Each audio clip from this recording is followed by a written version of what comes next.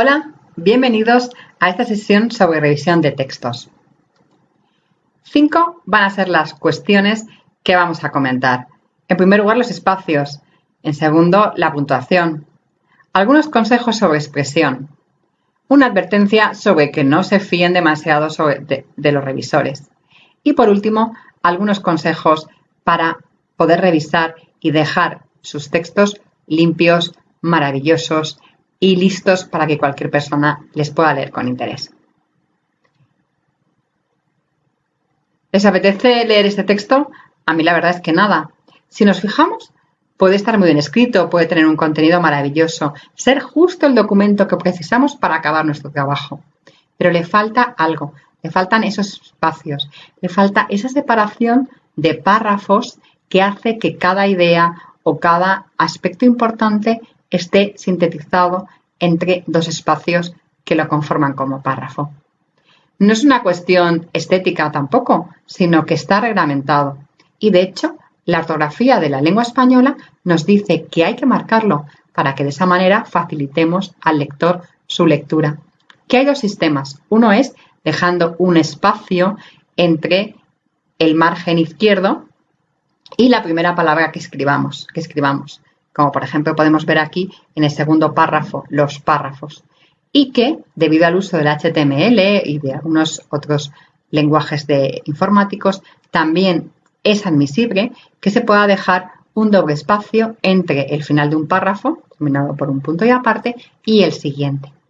Ahora bien, si elegimos un sistema, lo llevamos hasta el final. Si optamos por la sangría, sangramos todos los párrafos. Si optamos por la línea en blanco, lo hacemos en todos los párrafos también de nuestro trabajo. ¿Cuál es el párrafo idóneo? Pues bueno, hay que huir de los extremos. Ni, por ejemplo, el que vemos aquí abajo en su pantalla que aparece con la letra C, que es el párrafo en línea, ni tampoco el demasiado denso, el que vemos encima justamente de este párrafo, que podríamos considerar casi como el párrafo página. Tienen que ser párrafos bastante equilibrados, que contengan más o menos un número aproximado de líneas equivalente. Entre 10, 15 líneas sería un poco lo más ajustado.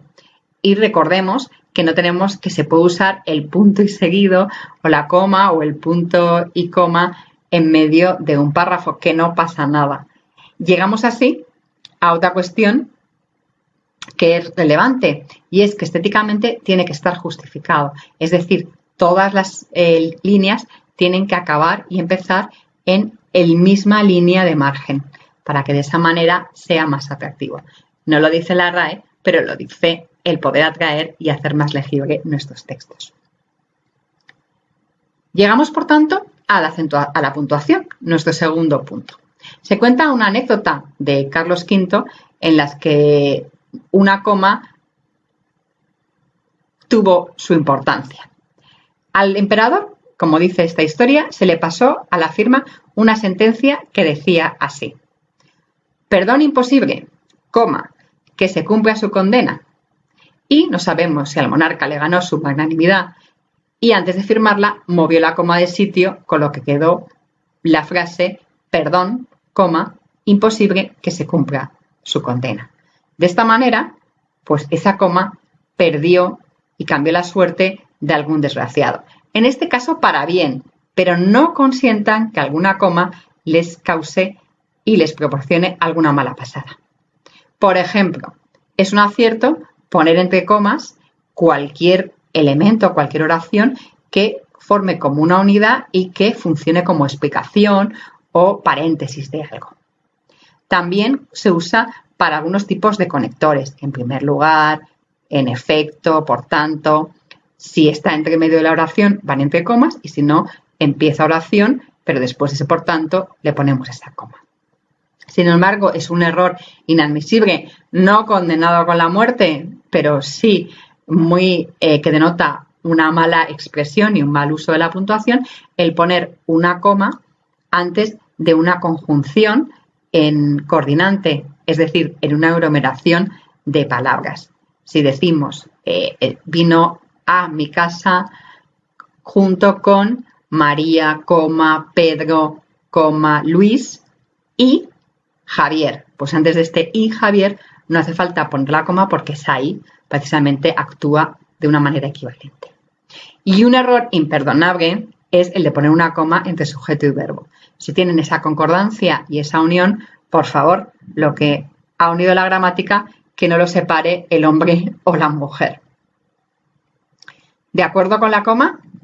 Pues vamos a ver otros casos de acentuación y de puntuación, mejor dicho. Es muy importante que destaquemos de alguna manera aquellos elementos del texto que no están dentro de lo que sería el discurso inicial, bien porque lo ha dicho otra persona, bien porque es el título de una obra, bien porque es un ejemplo. En esos casos lo aconsejable es usar la cursiva o bien cuando estamos escribiendo a mano y no podemos representar esa cursiva, utilizar las comillas. No se necesita poner un punto cuando tenemos un título, un epígrafe, el nombre de un apartado. Si, por ejemplo, nos fijamos en el título que tienen en esta diapositiva, 2 puntos, signo de puntuación, no hay ningún punto después de ese título. A eso nos referimos cuando funciona como un bloque independiente. Sí se pone en punto, en cambio, después de una abreviatura.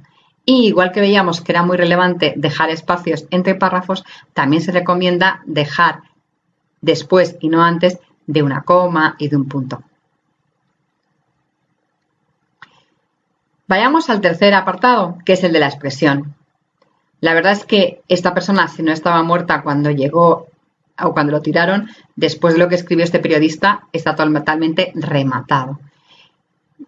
Gramaticalmente podemos decir que es erróneo porque aparecen más palabras en mayúscula de las que son aconsejables, pero fíjense que hay una redundancia y una falta de expresión muy grave. Vamos a ver algunos otros ejemplos. Por ejemplo, es muy importante que no utilicemos palabras que rimen o de una misma familia en un contexto muy próximo. Lo explico. Si empezamos a hablar de la función, de la derivación y de la sustantivación en un mismo párrafo, pues hemos utilizado una palabra que rima y que lo que denota es pobreza de vocabulario. Elijamos un sinónimo o alguna palabra equivalente que no rime de esa manera. También si utilizamos palabras de una misma familia, decir que las facilidades que facilitan o la condición que condiciona, pues vemos que no acaban igual, no riman, pero es el uso de una misma familia. Y esa norma también se aplica, esa norma no escrita, pero esa norma de belleza expresiva, también se aplica a los casos de las formas verbales. Así que no me hagan trampa porque es, era y fue corresponden al mismo verbo ser. Así que no valdría tampoco. Los adverbios en mente o los gerundios se pueden utilizar, por supuesto, están en nuestra lengua, pero es verdad que no hay que abusar de ellos. De hecho, si se fija, normativamente cuando tenemos dos adverbios en mente unidos por una conjunción, uno de los mente se desaparece y decimos lo hizo alegre y simpáticamente. Entonces, mi consejo es que en un párrafo no utilicen más de un adverbio en mente. Hay otras maneras, de una manera cordial, de un modo sugerente, para evitar esos adverbios en mente. Y los gerundios también, se puede utilizar alguno, pero no abusen de ellos porque el gerundio lo que nos pasa es que es bastante impreciso. Nunca sabemos si se refiere a todo un verbo, a la palabra que va detrás, a toda una oración. Entonces, cuanto menos los utilicen en un párrafo, pues como decía antes, mucho mejor. Es educado utilizar la primera vez que utilicemos una sigla, es educado explicarlo. Es verdad que hay algunas siglas que son mundialmente conocidas, como la ONU, la UNESCO, pero no todo el mundo tiene que saber lo que es el MEN o no todo el mundo tiene que saber lo que es la LOMCE y de esa manera se recomienda la primera vez que lo usemos o pongamos todo el texto y entre paréntesis las siglas a las que corresponde, como pasaría, por ejemplo, en esta diapositiva arriba con el trabajo final de estudio, que yo pondría entre paréntesis TFE. ¿Qué tal llevamos el tema de las concordancias? ¿Bien? ¿O a qué me estoy refiriendo? En efecto, si un sujeto y un verbo van juntos y están formando la misma oración, tienen siempre que estar en la misma persona y en el mismo número. También hay una concordancia entre el sustantivo y el adjetivo. Si tenemos un sustantivo en femenino, tenemos que poner el adjetivo en femenino. Si está en plural, lo tenemos que poner en plural. Y hay otra concordancia muy importante y que nos solemos olvidar porque hay veces que dentro del texto está muy separado, que es respecto al complemento indirecto, en el ejemplo que les he puesto aquí, a los estudiantes, que si tenemos un pronombre átono que nos lo recuerda, tenemos que ponerlo también en plural. No podemos decir se le ajustó la programación a los estudiantes, sino se les ajustó la programación a los estudiantes. Hay un aspecto de esta concordancia entre el sujeto y el verbo que suele plantear dudas, que es ¿qué decimos? ¿La mitad de los estudiantes hizo o la mitad de los estudiantes hicieron? ¿La mayor parte de los estudiantes vieron o la mayor parte de los estudiantes vio esta presentación? Bueno, pues para quien tengan duda, pinchen este enlace de la Real Academia y tendrán contestada esa duda. Hay aspectos que no están mal, no son incorrectos, pero que tenemos que mejorar. Nunca podemos utilizar el infinitivo como verbo principal. El infinitivo está usado siempre dependiendo de otro verbo. Sé que si ustedes ven cualquier evento deportivo, lo normal es que usen ese uso incorrecto. Decir que hoy está jugando fenomenal Menganito. No.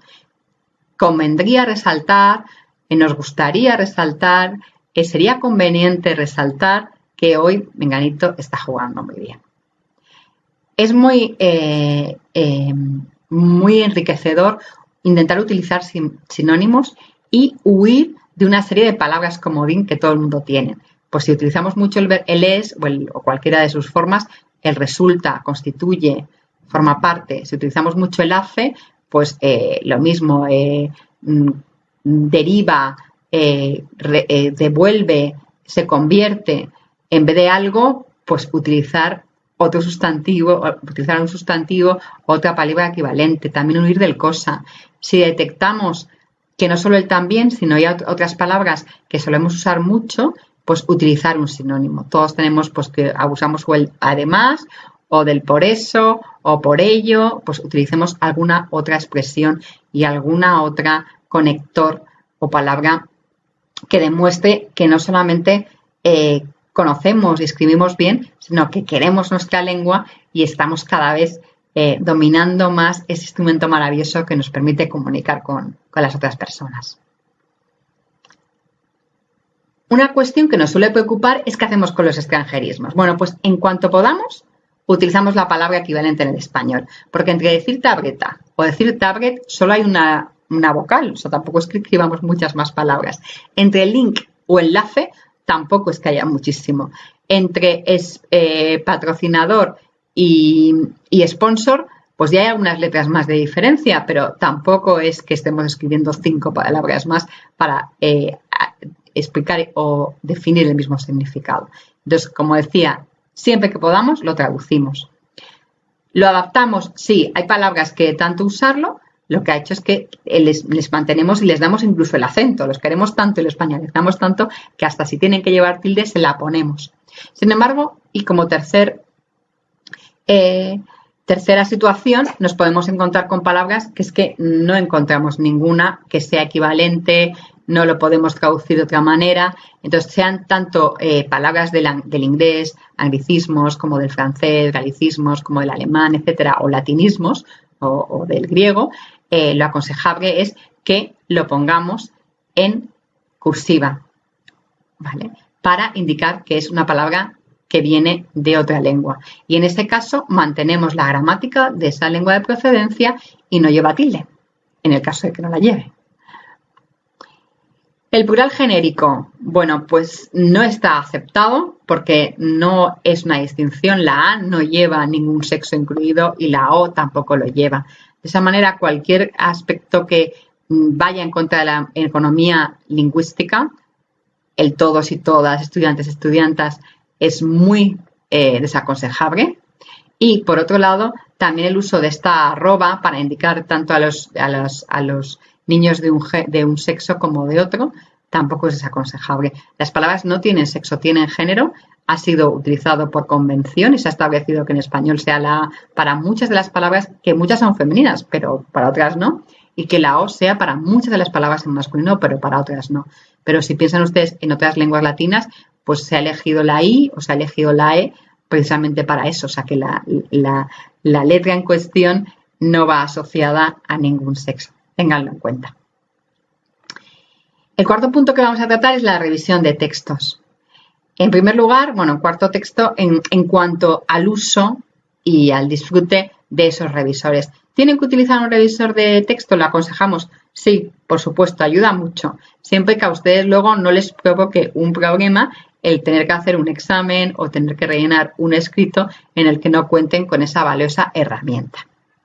Pero tengan en cuenta que aunque está muy bien y el señor Gates o Microsoft o la herramienta que tengan revisan muchos aspectos, ya hemos marcado aquí donde, si no lo tienen, dónde darle para que la herramienta revise sus textos, eligiendo la lengua en que lo quieren hacer, hay cosas que el señor Gates o que el corrector no corrige. Normalmente son casos de palabras que solo se distinguen por una tilde. Vamos a ver algunos. Por ejemplo, si yo tengo la frase Juan llora por la pérdida de su abuela, ¿vale? Tal y como la tengo aquí escrita, quiere decir que su abuela le dio la vida loca, ¿vale? Que se dedicó a vivir muy bien y a ir por ahí de discoteca y de bailoteo todo el día. Sin embargo, en teoría, lo que está haciendo lo que nos quiere decir esta frase es que Juan llora por la muerte, por la pérdida de su abuela. Ojo, porque en estos casos el corrector entiende que esta frase tiene sentido y no nos la va a corregir. Igual que en cualquier caso de válido, pues estos casos tampoco nos lo va a corregir. Otros casos también, pues una mujer seria ideal para el puesto. Pues aquí puede ser que una mujer sería ideal para el puesto o que una mujer seria, que tiene un carácter pues muy responsable, sería la ideal para el puesto. Pues fíjense que tampoco el corrector nos lo cambiaría, igual que tampoco en la ley revolucionaria o que revolucionaría la justicia en el Perú. Ténganlo muy en cuenta, pongan muchos ojos alerta y cómprense unas gafas especiales para ver estas tildes que, como digo, el corrector no las ve. O sea que en este caso podemos demostrar aún la primacía y la superioridad del hombre a la mujer sobre la máquina. Llegamos al final, pues vamos a dar unos consejos para revisar. En su libro Daniel Cassain da 10 consejos. Aquí lo que vamos a hacer es, hemos elegido algunos de ellos, pero el consejo fundamental es que no den por bueno la primera, la segunda, la tercera, la cuarta, la quinta versión de su escrito.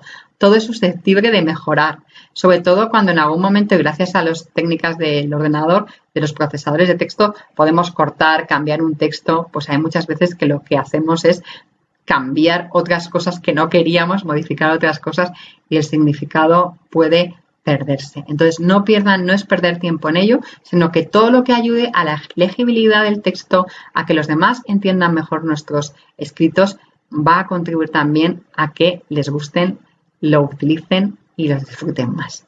Así que acabamos con estos consejos. En primer lugar, como salvavidas, importante, leer como un lector. Si uno coge su texto, lo entiende, puedo decir qué idea hay en este párrafo, puedo entender lo que pone aquí, está bien expresado, puedo saber aquí sin acordarme dentro de 5 años, puedo saber qué es lo que había puesto.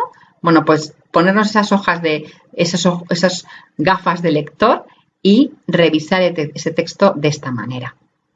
Leerlo en voz alta, súper importante, oralizar el escrito. De esa manera, sobre todo, nos ayuda mucho para la acentuación. Cuando empezamos a leer un párrafo de 15-20 líneas, que no hemos puesto ni una coma ni un punto y que nos falta el aire, algo hemos hecho mal, alguna coma nos hemos descuidado y es importante que lo revisemos para también modificarlo. Y luego, también recomienda mucho el que nosotros, si hemos hecho un esquema inicial, que se aconseja muchísimo. ¿Qué ideas voy a tratar en este marco teórico, qué ideas voy a traer en esta propuesta. Si hemos hecho este esquema, que comprobemos que en el resultado todas aquellas ideas que habíamos tenido las hemos volcado, y si no las hemos volcado es porque en algún momento las hemos despreciado y está justificado que lo hayamos hecho así. Y por último, como otro de los consejos, aunque ya digo que Casani daba más, intentar ver si cada uno de los párrafos lo podemos convertir en un resumen, en un titular de un periódico, y ver si con eso hemos elegido y hemos incluido todas las ideas fundamentales que queríamos reproducir en nuestro texto. Muchísimas gracias por su atención y espero que estos consejos les hayan servido.